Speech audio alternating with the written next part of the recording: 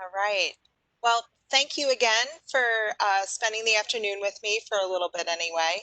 Welcome to the Hidden Curriculum and Student Orientation for the SOE Hub. My name is Karen Lewis, and I am one of the advisors in the Hub. Just bear with me one second here.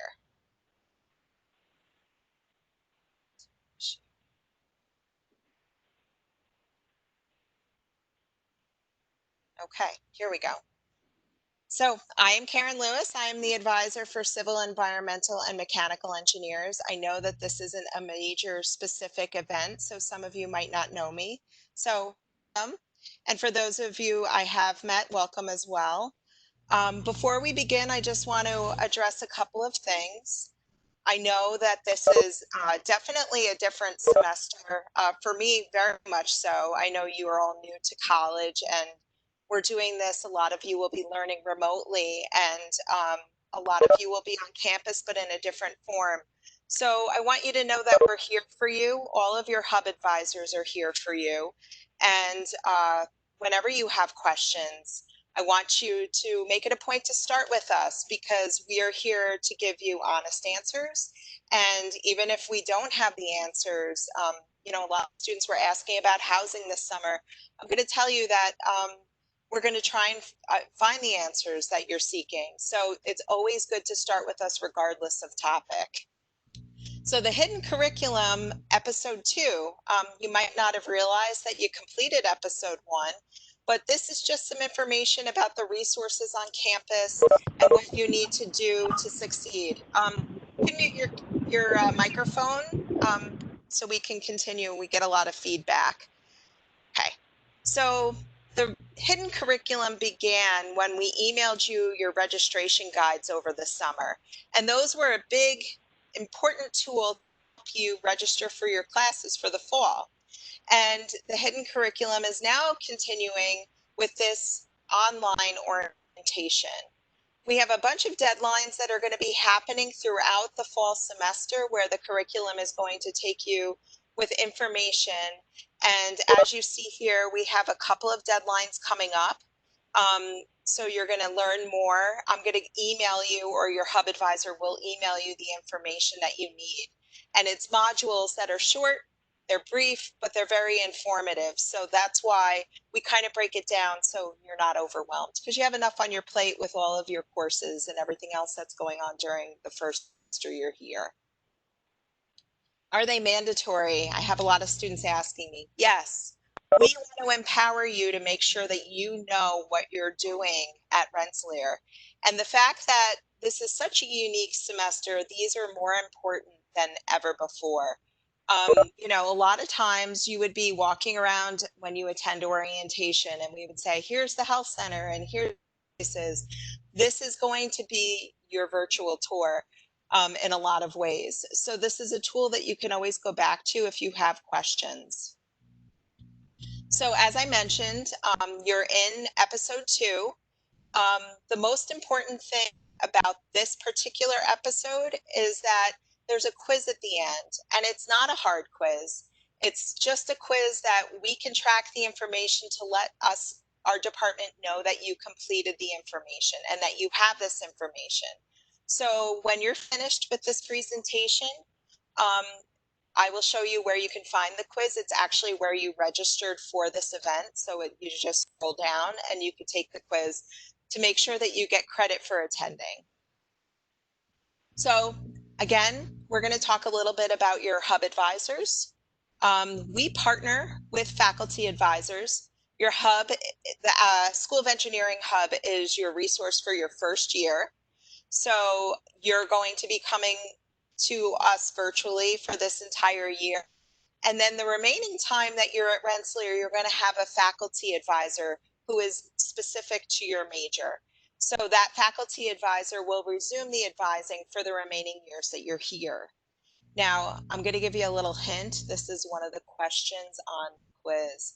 So if I'm not your academic advisor and you just signed up because this was a good time for you and you don't know who your academic advisor is, it's one of these ladies. And all of the majors that we advise are listed below our name. So I'm going to give you a minute to take a look take note of who your academic advisor is because we don't want you to get that question wrong. Okay. Hub has hours of 9 a.m. to noon and 1 to 4, Monday through Friday. We don't have weekend appointments. Personally, I only make 20-minute appointments. I know that Kristen has 45-minute options. If you need more than 20 minutes for an appointment, I advise you to book 2 back to back. There is no limit to the number of appointments you can book. You can book them all the time whenever questions come up. I've met with some students repeatedly now, and it's great. Um, like I said, because we're meeting virtually, it's always nice to see students frequently. So if you have questions, book an appointment. All the Hub advisors would be happy to meet with you. So a couple of things I just want up on here. If you could turn your cameras off as you're coming in, that would be helpful. So we have a checklist of things that we encourage you to complete, which we'll follow later. The School of Engineering Advising Hub is on social media. We're pretty active on social media, so you can get some pretty good updates if you follow us on Facebook, Instagram, or Twitter. And if you haven't signed up for Remind Text Alerts, I know I sent that email out earlier in the summer, and I will send it before school starts. For my major specifically, I don't blow up your phone. I really try to only text you when there's deadlines or very specific events going on that I think would be helpful for you. So I don't want you to be cautious about that, the School of Engineering Hub is just going to be texting you nonstop. And the hidden curriculum, again, that's what we're doing right now. And the other thing that we really encourage in this fall semester is for you to set up meetings with us. So here are some resources that you need to succeed. We students all the time for their advice because I think peer advice is super helpful. Um, Make sure you manage a social life and academic life. I have students who come to me that say, I want to graduate early. I want to take 21 credits every semester. And that's all fine and good, but RPI is a little rigorous to say the least. And if you're going to take on a huge academic workload, we want to make sure that you also have time to spend time with friends and be social and do things that you enjoy outside of academic. Employers look for a well-rounded student who's involved in clubs and has a social life. So it's not just for your own mental health, but it's even for your goals academically and long term. So I think Stephanie's advice here is really helpful. So my advice is to maintain semester credit loads of between 16 and 18 credits. And we always talk about time management. It's a tool that if you haven't learned it, you will learn it in college because managing your time is something that is critical for success. And then, the standard stuff of us telling you to get some sleep, make sure you eat well, attend office hours in the first month of classes. That's a really good one because getting to know your faculty member who's teaching IEA, for example, they're going to be a resource for you. And if they know that you're actively participating in their class, they're going to take the time to participate in office hours with you and give you those tips and different advice that other students might be missing out on. So, I have students who come and tell me that they're in danger of failing a course. And I said, did you ever go to office hours? Your teacher is a human and they care about you. They want to see you succeed. So reaching out to them is really helpful. And obviously staying connected with the people at home if you are on campus. If you're learning remotely, stay connected with your group of people as well. All of these rules apply to you whether you're physically here or not.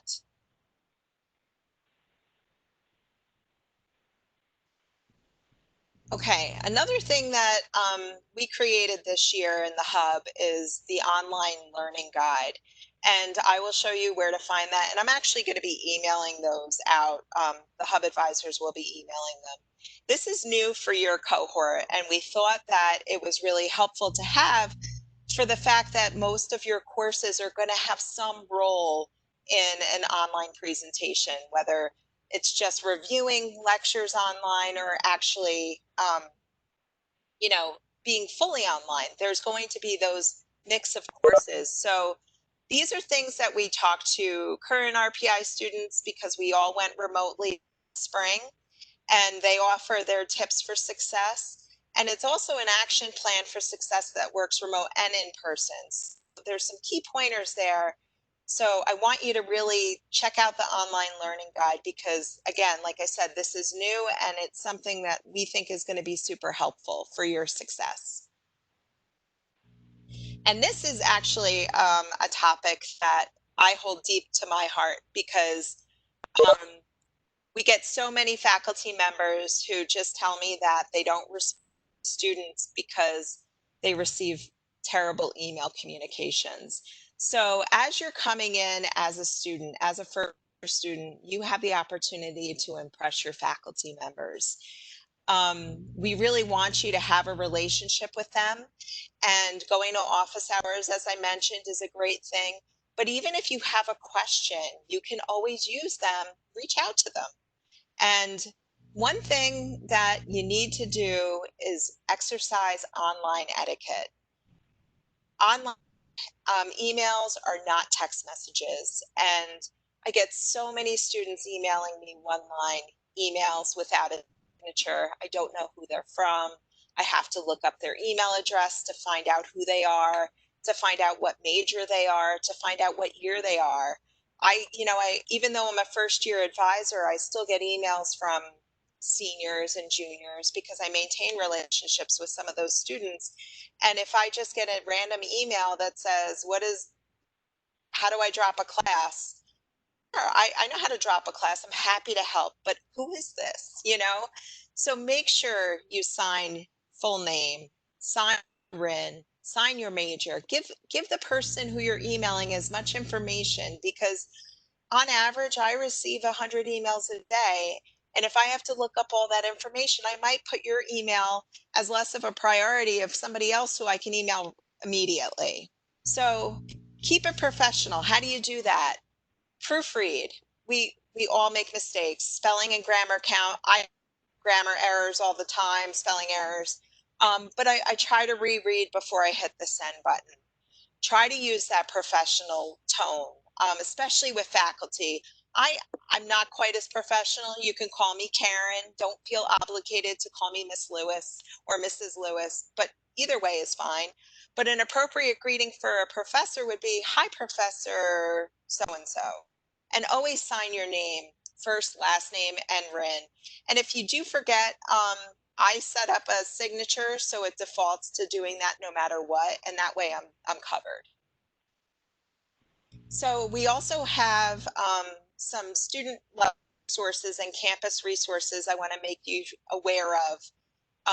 And if I'm moving quickly, we can always go into them in more detail, but I want to make sure we have enough time for questions.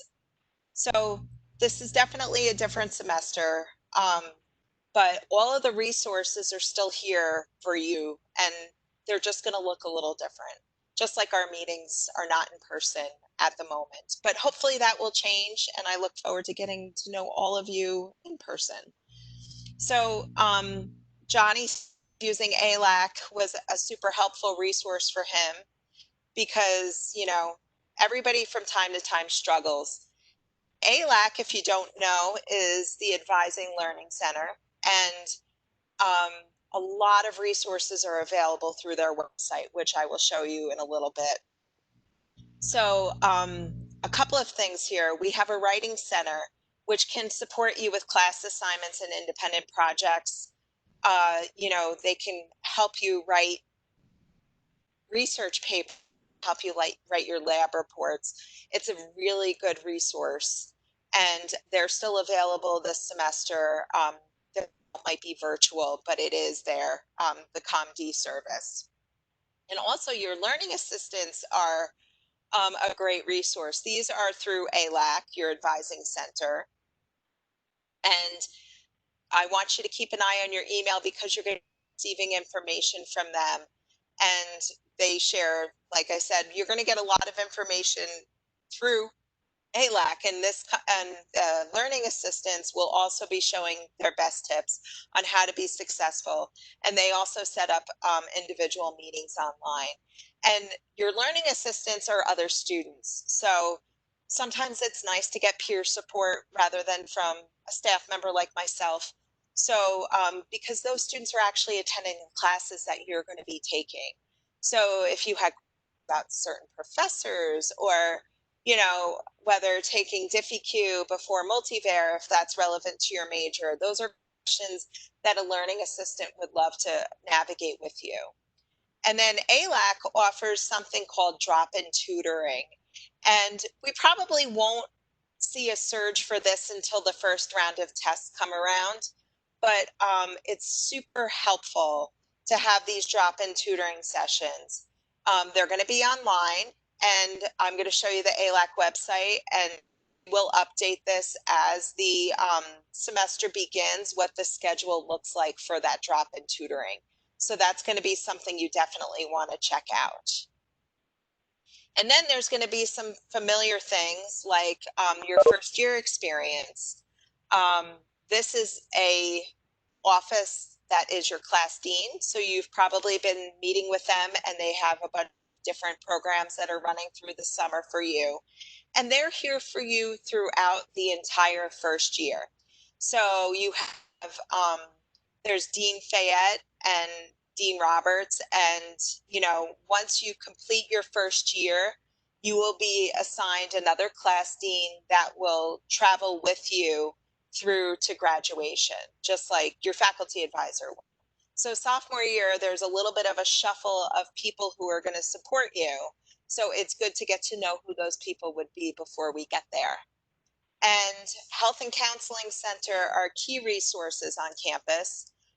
You can have virtual meetings, and they have a website where you can make all of those appointments.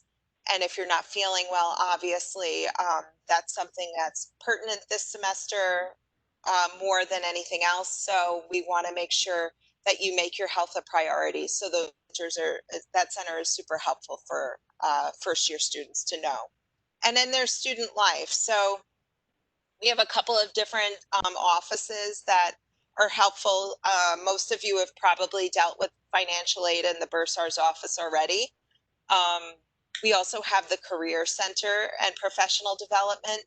They are huge to support you with internships and co-ops and other opportunities like that. We have a study abroad office, and I want you to take advantage of those. And if there's any of those things that come up that you want to dig a little deeper with in one of our meetings, book an appointment with me or your hub advisor, and we can navigate that and talk about your career goals so I can get you to the right resources. So we're talking about student life, and yes, it is a little different this year, as we've talked about. I don't want you to think it's going to be a negative experience by any means, because everybody's here and life is happening and it's flourishing. So we're just adapting to new methods and becoming, in my opinion, more efficient.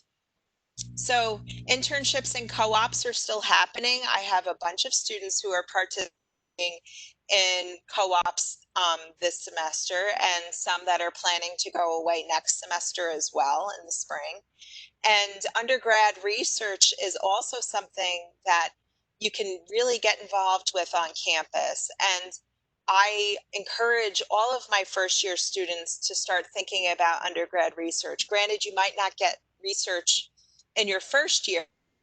Most faculty members want you to have somewhat of a foundation in the engineering courses before we get involved in research, but it is an option in sophomore, junior, and senior year. So those are conversations that we're going to have. URP stands for Undergrad Research Project. And civic engagement. The student union Another way you can enhance your work experience so you can get those internships and co-ops and undergrad research. So there's a lot of opportunities that are there as well. Greek life is a great networking opportunity. I participated in Greek life in college, and I think that it's communal. It's a great opportunity, and things will be different this semester, but Greek Life is active on campus, so we can connect you. And athletics is taking a different turn. We have the Mueller Center, which is the gym, and as soon as everything is going to be open and running, we will keep you informed of that information. And as far as clubs and organizations are concerned, I really encourage students to get involved in one of our hundreds of clubs, whether it be just out of sheer interest or major specific, we have both. And the departments are working to discover safe ways for these organizations to continue. So we're going to have conversations about this as the fall semester begins. And you're going to see as you're walking on campus, one of the pictures here is all of these flyers. And yes, these organizations have meetings, whether they're virtual or socially distant, they will happen. So always take a look at those when you're walking class, because I find them to be entertaining and also very informative. And lastly, Rensselaer is situated on top of a hill of a really cool town. Downtown Troy is, it offers a wide variety of restaurants and just there's museums and there's a full farmers market and just a really nice community. And it's all within walking distance. Granted, you have to walk down the approach, but we do have shuttle services as well. So if you don't want to walk, you have that option. Troy is fun. And I don't live in Troy personally, but I do come to Troy often on the weekends for that reason. So we want you to get off campus a little bit and explore and figure out what's going on around you. You have to be responsible while doing it, but it is definitely a really cool place to be. So at this point, I'm going to show you where we're going to be able to take the quiz. And I want to leave time for a lot of questions. I saw that there's a couple in the chat, but definitely type those in as we're doing this, because I want to make sure all of your questions are answered. Important things, again, sign up for text messaging if you haven't already. I'm going to resend those out at the end of the week. Make sure we do not email using your personal email any longer.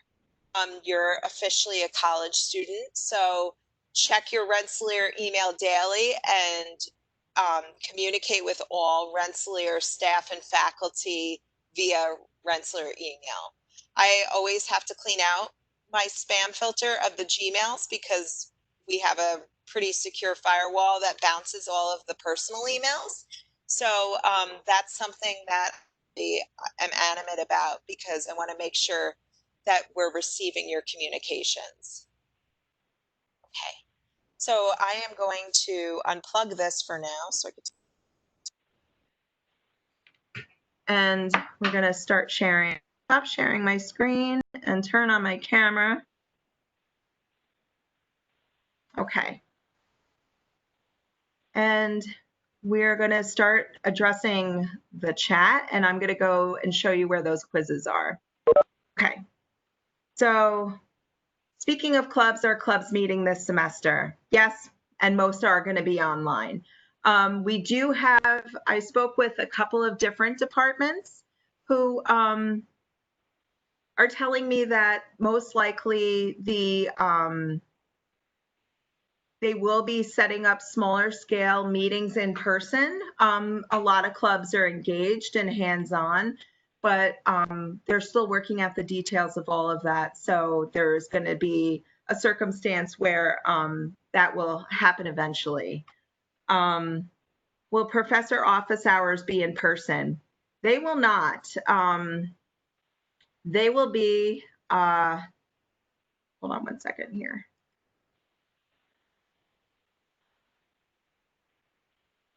Okay. They will not be in person. Office hours are going to be virtual. So it's really important that you connect with your faculty advisors sooner than later to make sure that you understand their preferred method of contact. Okay, let's see what else we have. Will remote learning also be done through WebEx or through programs? There are other programs. WebEx is one of them. It depends on the faculty member. So I know that LMS and Blackboard is one of the platforms that they're using. I think a lot of students and professor office hours will be meeting through WebEx, but the actual courses could be taking lots of different platforms. I know that some record and post their lectures. Others prefer to have live lectures. So it depends on the faculty member. And how you can find that specific information out is looking at who is teaching a particular section. Just email the professor directly. I know that a lot of students have been asking about syllabus and how to receive those. Those are going to be posted on whatever platform that faculty member is using. So it's really important that you keep an eye out on your email for that information. So episode 3 will be a module. Yes. All of these will be modules. I'm going to be emailing you episode 3. We make them kind of right before we send them out because we want the information to be as up to date as possible, just because, as you guys have learned already, every day something changes. And I think we're really working on resilience right now because we're just rolling with the punches, you know. The state changes their criteria every day, and you know, the institute has to follow state policy. So all of that has been kind of crazy in itself. During the 2-week quarantine, will outdoor exercise be allowed? That's a good question that I don't know the answer to. What I'm going to do is I am going to reach out to Student Life and we'll see if we can get an answer. And hopefully you will be updated once you get to campus, but I'm hoping to get an answer from that before you get here. When will hybrid classes specify how they're going to schedule online and in-person classes? That's going to happen probably right at the start of the semester. Usually we get that information a few days before classes start. So you're going to be quarantined. So I think I have high expectations that you guys are going to be really on top of your emails. So all of that information is going to come out during that time. And accessing LMS, there's different ways to access LMS, but you should be getting links to that. So I can get that information for you. When can we start signing up for different clubs? How will we know? How do we know what platform the class will be under? Okay, so if you look at SIS for the classes, I think you're asking two different things here, and maybe I'm wrong. Classes, if you look on SIS, will tell you whether the course is online, hybrid, or in person. So that's going to give you a definitive answer on what kind of classes you're taking and currently enrolled in. Now, as far as clubs are concerned, usually right at the start of the semester, we have an event where we start sharing all the information about the clubs. And it's at that time that you would be able to attend virtual meetings to get more information. So this is all going to start as the semester rolls out. Will any athletic complexes or weight rooms be open on campus? Well, Governor Cuomo, who is, for those who are not New York residents, he just announced an opening plan for gyms. Up until now, New York gyms have been closed, and it's my understanding that there is going to be an opening plan probably starting at the end of August for New York State. And as a general rule, the Institute follows the policies that New York State implements. So I suspect that athletic complexes and weight rooms will be open, exercising, social distancing protocol, and cleaning regimens. But it's not going to happen prior to the official opening date of New York. Where can we access the textbooks we will need for classes? Okay, so I'll show you some kind of easy way. I can show you how to do that. Let's get out of this for a second. Thank you for attending my presentation. Two more things before I get to that. This is the actual link that you guys use to register for episode 2 of the hidden curriculum. So I just wanted to show you, just in case it wasn't clear, as you scroll down, registration's now closed, blah, blah, blah. All this information, all of the offices that I talked to you about, financial aid, bursars, this will take you directly to those websites. And here's your online learning guide, which I'm also going to email to you. But in order to complete episode 2, we kind of hide it. This is where this quiz lies.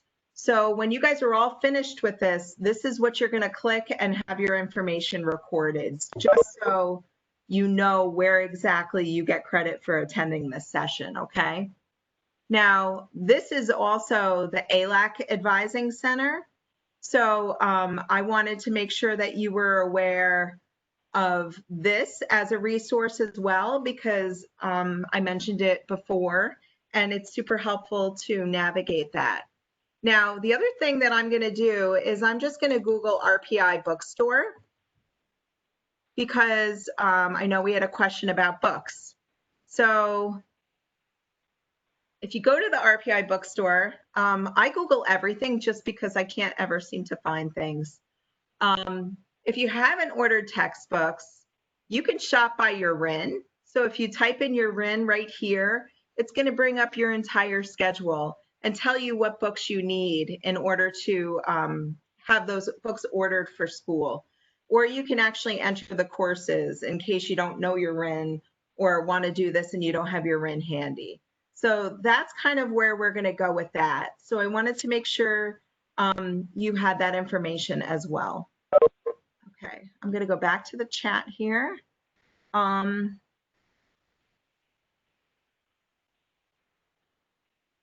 Okay. Should we order textbooks? Okay. So in previous years, I have had students wait until they got to campus to order textbooks, just because there was other ways to do things, you know, whether you buy them used and everything like that.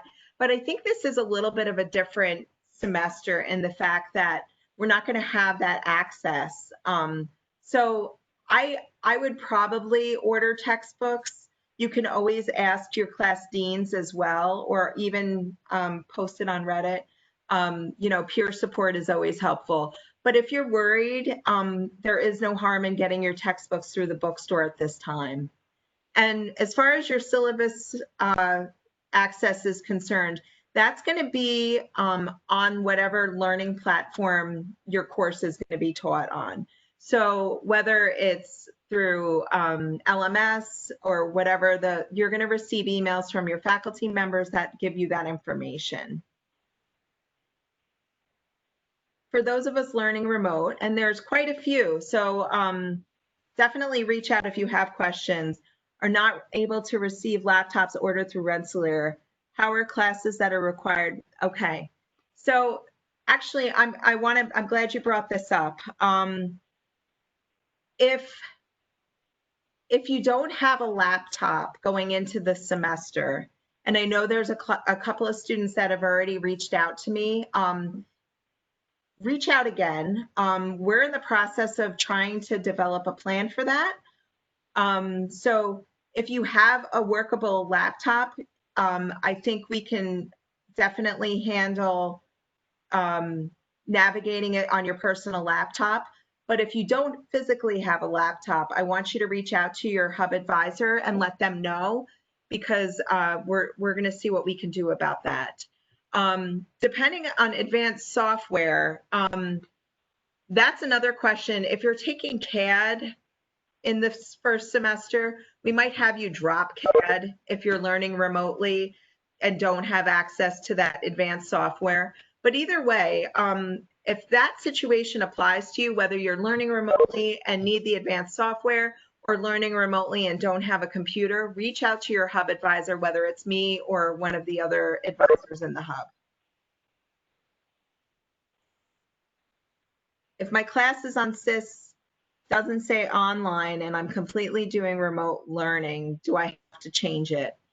It depends on the course. And this is one of those things that when I talked about resilience and rolling with the punches, I'm doing the same. Reach out to me if you say, you know, it's math. Most of the sections shouldn't be a problem, but if you're remote learning and you're in a different time zone, that might be an issue. So reach out to your hub advisor if those situations apply to you, because we might just have you reach out to the faculty member who's teaching that particular section to ask that question directly. Because sometimes, you know, faculty are recording the presentations, and that way you can watch them at any time. Time differences don't matter, but there are some faculty who prefer live presentations. So I want to make sure that you have all of your information before courses begin. Is there an online version of the textbooks for those? Hold on, I just lost you. I'm going to stop sharing my screen for 1 second just because I find that scrolling to be distracting. Is there an online version of the textbooks for those doing remote learning? There are some digital options that are available through the bookstore. It depends on what particular classes. So I would definitely check the online, the bookstore to see if the online versions are available. But I know that there's a ton of digital versions. It's Chem 1100. So Chemistry 1100 is actually mostly online. I know that the faculty member mentioned that it would be online, so I don't believe you would have to change anything by doing remote learning. What they're going to do, and it wouldn't hurt if you are remote learning, to just give your faculty members a heads up to let them know of the circumstances. I'm sure they're going to get a list, but you reaching out is a good way to make that connection with the faculty member. Include your RIN and your full name. Just give them a heads up that you're learning remotely. I know that chemistry had an idea that they were going to pair off remote learners with in-person learners when it came to their lab portion, just to make sure that everybody had an even playing field. So reaching out to faculty, giving them that heads up is definitely helpful. Do you know how to get involved with the student government, any faculty, students to contact? So I would definitely, you're going to hear about student government when the class clubs and organizations start rolling out at the start of the semester. But I can definitely dig and get some faculty and student contacts for you. If you want to email me directly, I'm happy to get that for you. And I encourage you to get involved in student government, but you are going to hear more. But if you want to get a head start on it, get in touch with me. Okay, I ordered a laptop on RPI. Is it possible to get this laptop this semester if I'm remote learning at home? So again, if you're in a situation where you don't have a laptop and you are remote learning, please reach out to me. We're working on the possibilities. I know that it's a huge obstacle depending on where you're located. So we are trying to do that. We're trying at this point to just see how much of a situation we're dealing with as far as how many students don't actually have that resource. So yes, definitely email me or your hub advisor if I'm not your advisor. Also, for those of us learning remote, will the online courses be taken live, or is there an option to watch recorded videos? again, that would be a majority of the faculty that I've talked to so far are recording lectures. However, I can't speak for other schools and other faculty I haven't talked to. So the best thing you can do is reach out to those faculty members to find out what their learning platform is. You most likely will receive communications from them that will tell you, but if you wanted to reach out and introduce yourself as a first-year engineering student and get that communication line open, I highly encourage it. There's nothing wrong with emailing faculty as long as you are, again, using email etiquette that we support. Use your RPI email and just be thorough with your question and you'll get a response, okay?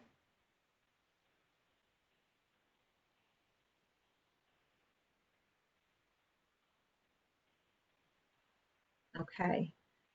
I am here. I'm going to keep the chat open for a few more minutes if anybody has questions, but I just wanted to take the time to thank you all for coming. Again, don't forget to complete the quiz and use your hub advisor as a resource. It's been really busy and I'm a little slow on getting back to everybody just because of the volume of email, but I will get back to you. And if you were using a personal email, you might want to send the email again, because like I said, I've been having some issues with personal email ending up in my junk or spam filter. But definitely keep me in the loop about anything that goes forward. And I am going to see if I can get some answers to the questions that I couldn't answer in the chat, and I'll email those out. Ooh, is there any way to get schedules onto Google Calendar? You should ask the people in this group because I am terrible with getting schedules onto Google Calendar.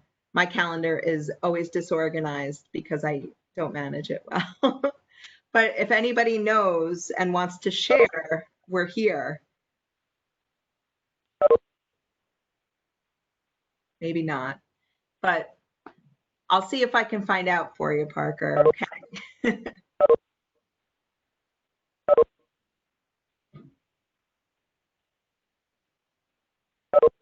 Okay. Well, I'm here again. Like I said, email me if you have any questions. And I am going to stop recording this. And we're also going to